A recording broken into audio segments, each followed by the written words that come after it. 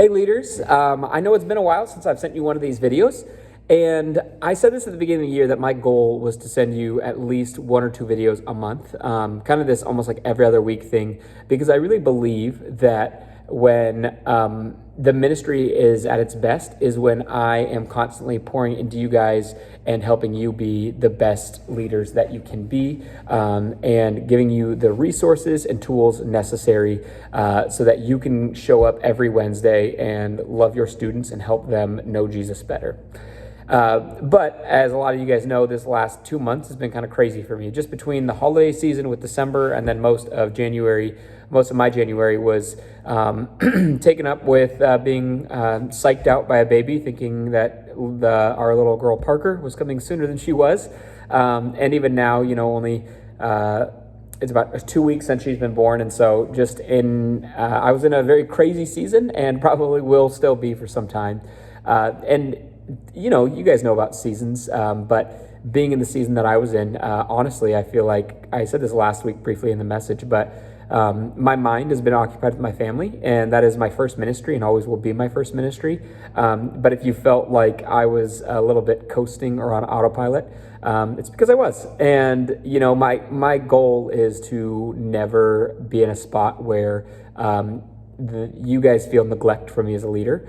And so I hope that none of you felt that, and I still am doing my job, but I really want to get back into the habit of equipping you guys, to be the people that make the ministry happen. Because again, I'm one person, but I'm just a talking head if no one listens.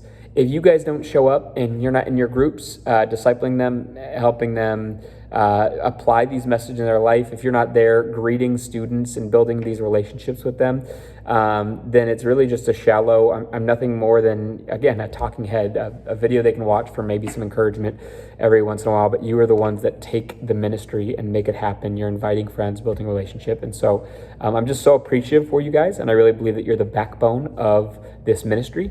And so that's why I want to continue to pour into you.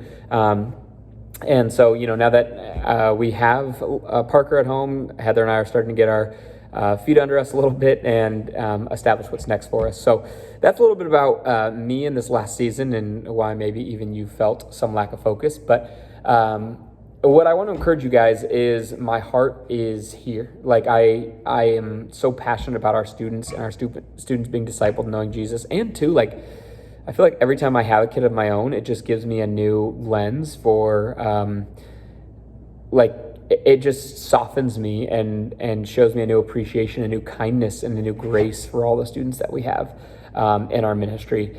And so I'm really excited for the things that are going to come these next years, especially, as we grow towards the ministry that we've been building the last couple of years, this culture, but even as we grow towards this phase 2 of our building, and what, a little bit further down the road we'll even bring for the student ministries when we have a space that is specifically designed for students to thrive.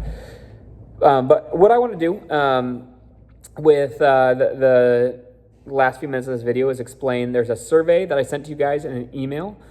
So it is I've sent you the small group leader questions, a survey, and this video. And hopefully you watch this video first. But what the survey is I think it's like 16 questions, and it's just questions for me to gather feedback.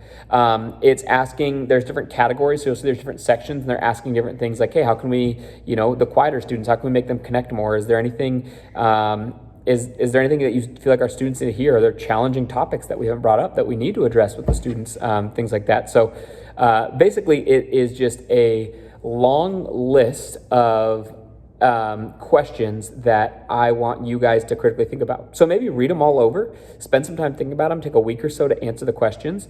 But what I really want you to do is give me as thorough as answers as you can. Because I really believe this. I think that I'm one person with my own ideas. But if I have all of your guys' help coming up with ideas and visions for how we can shape the ministry in the future, many heads are better than one, right? Your ideas and thoughts and visions and dreams put into the ministry are better than just my thoughts.